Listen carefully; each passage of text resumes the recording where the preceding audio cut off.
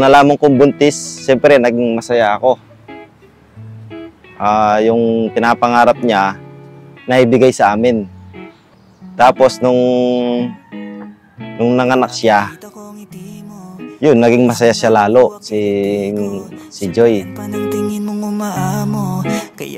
Nung nalaman ko pong dadating si Kirby sa buhay namin, natuwa po ako kasi matagal na pong gusto nila maming magkaanak na lalaki po.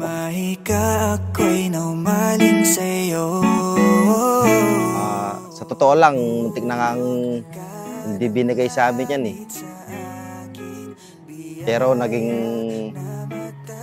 matatag yung baby namin. Ikaw ang paboritong yugto. Makulit po, tapos ayaw po tumawa. Mahirap po siyang laruin. Pero minsan po, tawa po siya ng tawa kahit hindi siya nilalaro.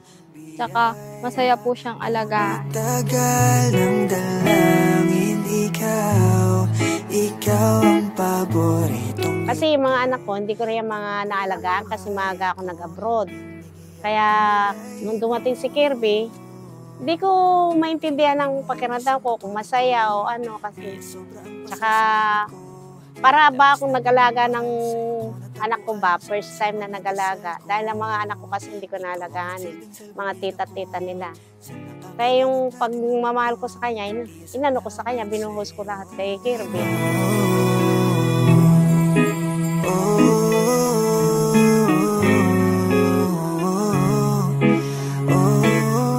Yun nga, pagdating ng panahon, sana unang-una maging malusog ka, tsaka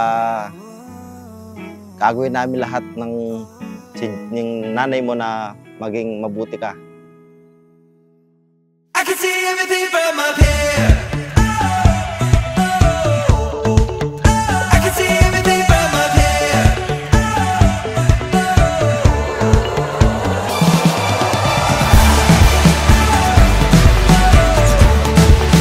I can see everything from up here.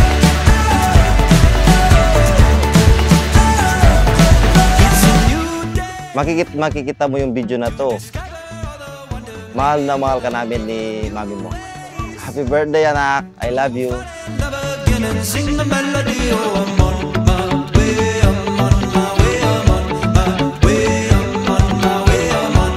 Happiest birthday, Kirby. I wish you grow up to be as a healthy, good, and kind person with a strong faith in God.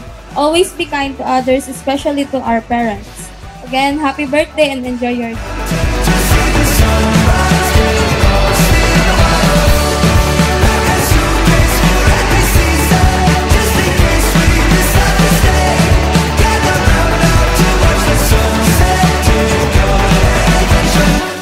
Sana po pasalamat tayo sa Panginoon at nakaraos ka doon sa 7 months mo. Ngayon, 1 year na nga po ko. Happy birthday po!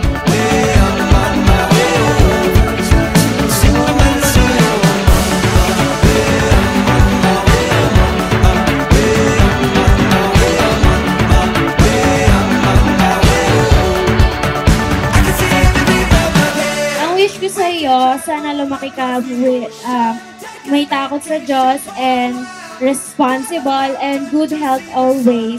And I hope lumaki ka with joyful personality and mag-iingat ka lang.